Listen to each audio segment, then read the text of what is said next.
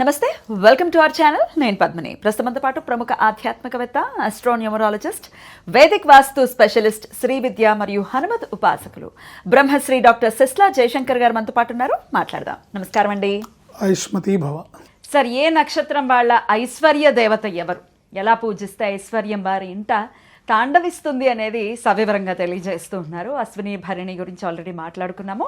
ఇక కృతికా నక్షత్రం, ఈ కృతికా నక్షత్రం జాతకులకి ఐశ్వర్యాన్ని ఇచ్చేటటువంటి ఆ స్వరూపం ఏది సార్? తప్పకుండా అమ్మా. కృత్తికా నక్షత్ర జాతకులకి ఐశ్వర్య దేవత గౌరీ శంకరులు.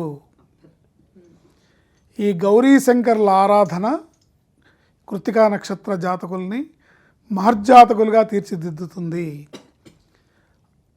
అత్యంత సంపదని, ఐశ్వర్యాన్ని, ఆయురారోగ్య ఐశ్వర్యాల్ని ప్రసాదిస్తుంది. కనుక వీరు తప్పనిసరిగా ప్రతిరోజు గౌరీ శంకరుల్ని పూజించాలి. గౌరీ శంకరుల్ని ఏ విధంగా పూజించాలి? అమ్మవారి గౌరీ అష్టోత్తరం ఉంటుంది, శివాష్టోత్తరం ఉంటుంది. ఈ రెండు నేను సపరేట్గా చేయలేను అంటే శివమానసిక పూజ అని ఉంటుంది, దాన్ని చేయొచ్చు. లేదా అమ్మవారికి అయ్యవారికి సంబంధించిన స్తోత్రం ఏదున్నా సరే, అక్కడ ఏమున్నా గౌరీ శంకర్లే కాబట్టి గౌరీ శంకర్ని ఆ విధంగా పూజించాలి. ప్రత్యేకంగా సోమవారం నాడు ప్రదోష కాలంలో, ప్రతి మాసంలో వచ్చే పౌర్ణమి ముందు వచ్చే త్రయోదశి, అమావాస్య ముందు వచ్చే త్రయోదశి, ప్రతి సోమవారము ప్లస్ త్రయోదశి ప్రదోషకాలము ప్లస్ పౌర్ణమి ప్రదోషకాలం, ఈ కాలాల్లో తప్పనిసరిగా గౌరీ శంకర్ల ఆరాధన చేయాలి. పౌర్ణమి నాడు రుద్రహోమం చేయించుకుంటే చాలా మంచిది. పొద్దున పూట చేయించుకోమంటారా? ఎప్పుడైనా చేసుకోవచ్చు. రుద్రహోమం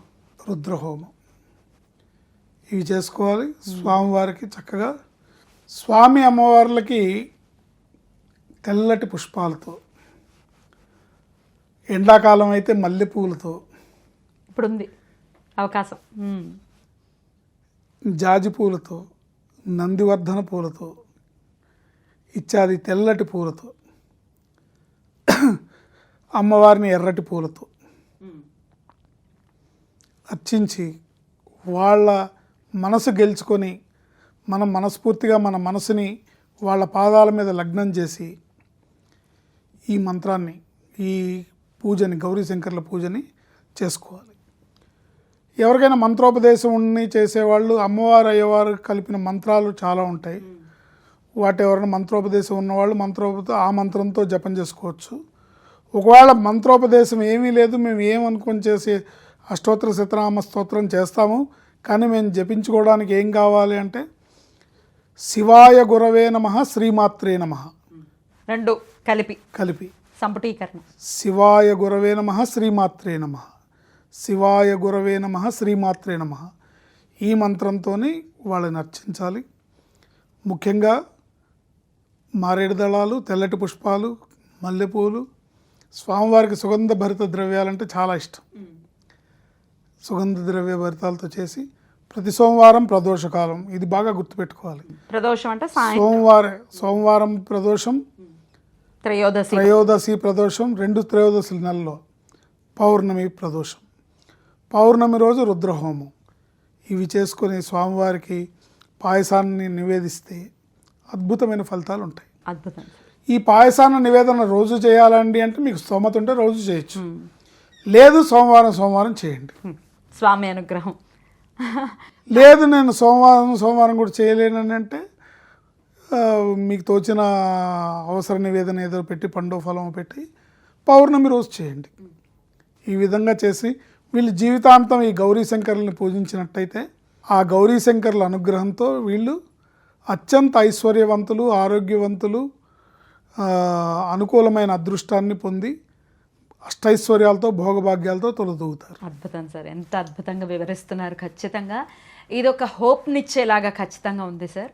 ఎందుకంటే మేము పడలేకపోతున్నాం ఈ బాధల్ని, ఐశ్వర్యానికి మేము ఎంత లోటు ఉందంటే మేము చాలా ఇబ్బందుల్లో ఉన్నాం. ఈ సందర్భంగా ఇంకోటి చెప్పాలి. నా ఇష్టదేవత వెంకటేశ్వర స్వామి అంటే వెంకటేశ్వర స్వామిని పూజించండి, కానీ మీ నక్షత్రానికి పార్వతీ పరమేశ్వరుల్లోనే, ఆ గౌరీ శంకరుల్లోనే వెంకటేశ్వర స్వామిని చూసుకోండి. ఎలాగో వారిద్దరికి అభేదం. శివకేశవులకు అభేదం. వెంకటేశ్వర స్వామి అనే పదాన్ని మనం వ్యాకరణబద్ధంగా విడదీస్తే వెనకటి ఈశ్వర స్వామే వెంకటేశ్వర స్వామి. వెనకట ఈశ్వర రైట్. వెనకటి ఈశ్వర స్వామి అంటే వెనకటి అంటే ఆది ఆయనే, పూర్వకాలంలో ఫస్ట్ ఆయనే ఈయన అనే అర్థాన్ని మనకు గోచరిస్తుంది. Right sir. అంటే లౌకికంగా మనం తీసుకున్న భక్తి కోసం రైట్.